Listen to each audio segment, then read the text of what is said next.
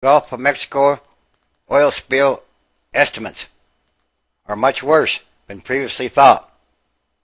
New estimates for the amount of oil spilling out of a ruptured well in the Gulf of Mexico may easily quadruple the harmful effects on the environment, a marine biologist has said. Researchers said on Thursday that new figures show the amount of oil gushing out may have been up to twice as much as previously thought.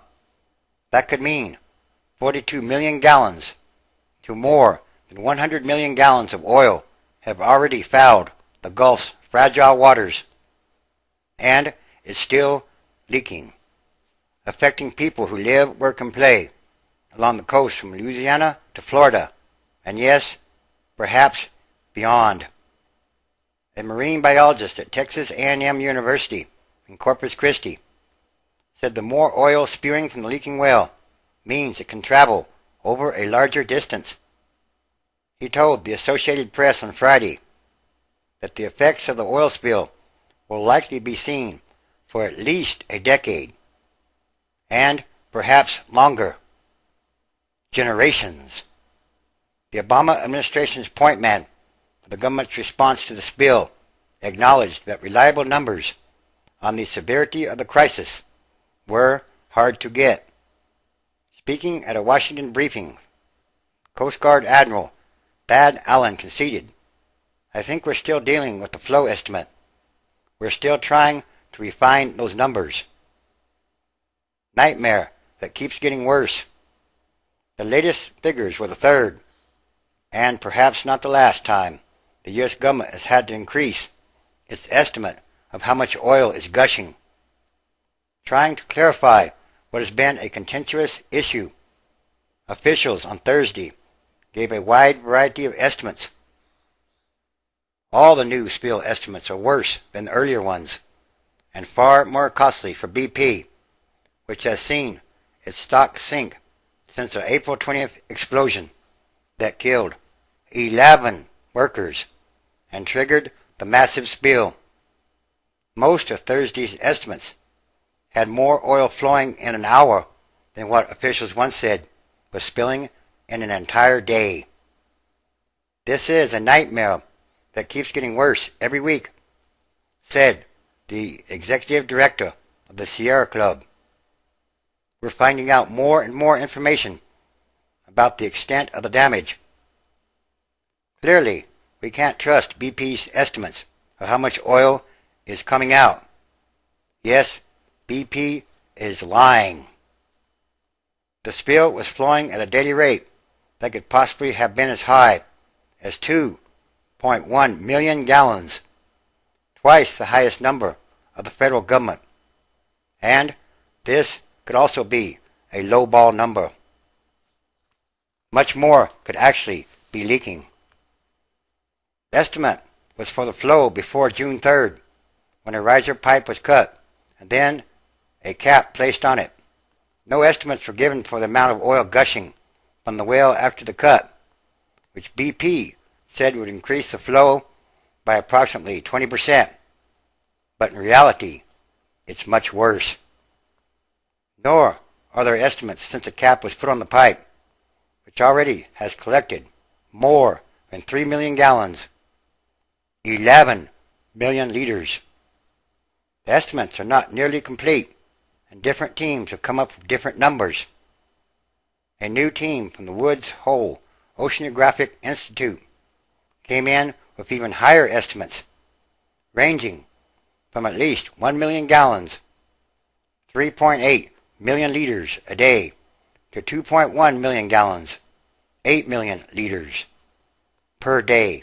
If the high end is true, that means nearly, or at least, 107 million gallons, 400 million liters, have spilled since April 20th.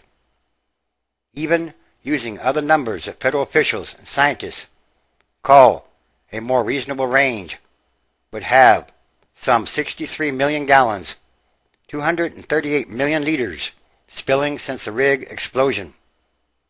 If that amount was put in gallon milk jugs, they would line up for nearly 5,500 miles. That's the distance from the spill to London, where BP is headquartered, and then continuing on to Rome. Unimaginable grief. On Thursday, President Barack Obama consoled relatives of the 11 workers killed in the oil rig explosion, acknowledging their unimaginable grief and personally assuring the families he will stand with them. One man who lost a son asked Obama to support efforts to update federal laws limiting the amount of money the families can collect. He told us we weren't going to be forgotten, said Keith Jones of Baton Rouge, Louisiana. He just wanted us to know this wasn't going to leave his mind and his heart. Later in the day, the White House released a letter from Allen, the government's point man for the crisis.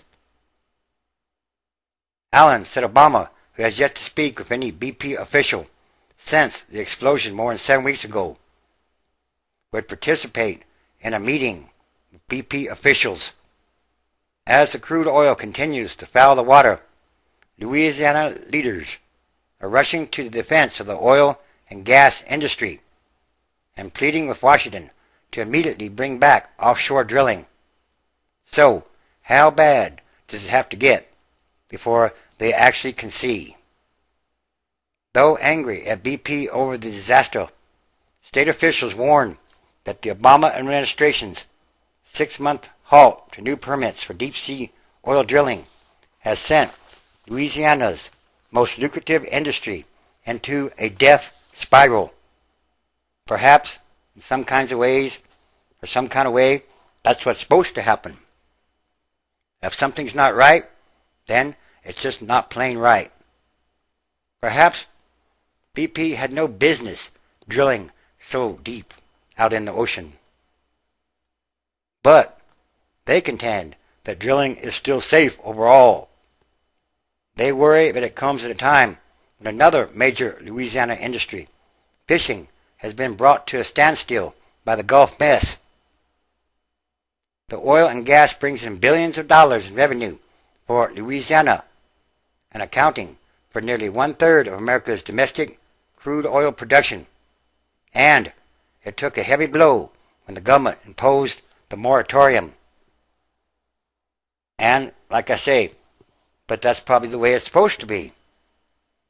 It's like, what do they really want? They want the oil to kill all the wildlife and destroy their fishing industry, but at the same time, they want the oil industry to just keep drilling and drilling. Into what? They have another, even worse, massive oil disaster? No, this can't happen again. It has to end right here. And this is a sign, a physical manifestation of Revelation. Revelation chapter 16, verse 3. And the second angel poured out his vial upon the sea. It became as the blood of a dead man, and every living soul died in the sea. 4. And the third angel poured out his vial upon the rivers and fountains of waters, and they became like blood. Revelation chapter 8, verse 8.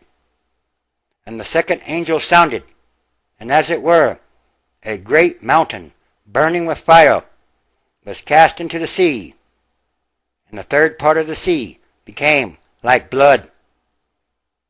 9. And the third part of the creatures which were in the sea and had life died, and the third part of the ships were destroyed. And yes, these are more signs of the end times, transition days. There is a great transition going on all around the world. Everything that must change quickly or rapidly, and for the better. And there are many different types of signs happening day by day.